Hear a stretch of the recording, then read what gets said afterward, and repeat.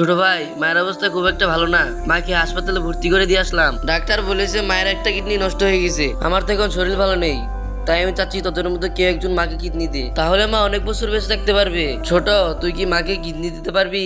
না না বড় ভাই, আমি এখন কিডনি দিতে পারবো না, আমি এখন অনেক ছোট। আমি যদি সুস্থ থাকতাম তাহলে আমি মাকে কিডনি দিতাম। কি রে শিহাব, তুই কি মাকে কিডনি দিতে পারবি? না না বড় ভাই, আমি মাকে কিডনি দিতে পারবো না। মা মরে গেলে যাক, আমি বড় হয়ে আর্মির চাকরি করব। কি রে ওবায়দুল্লাহ, মাকে তো কেউ কিডনি দিতে যাচ্ছে না, তুই কি মাকে কিডনি দিতে পারবি? কি বলো বড় ভাই, আমি মাকে কিডনি দিতে পারবো না? যে মা আমাকে 10 মাস 10 দিন পেটে ধরেছে, সেই মায়ের জন্য শুধু কিডনি না, আমি আমার জীবনটাই দিয়ে দিতে পারি। তাহলে শোন, তোদের কাউকে কিডনি দেওয়া লাগবে না। হ্যাঁ, মায়ের সাধারণ জ্বর হয়েছে, আর 2 দিন পরে এমনিতেই বাইরে ফিরে আসবে। আর শোন, বাবা মারা যাওয়ার আগে আমার ঘরে একটা বাক্স রেখে গিয়েছিল, আর সেখানে অনেক টাকা আছে। আর বাবা তোদেরকে এভাবে পরীক্ষা করতে বলেছিল।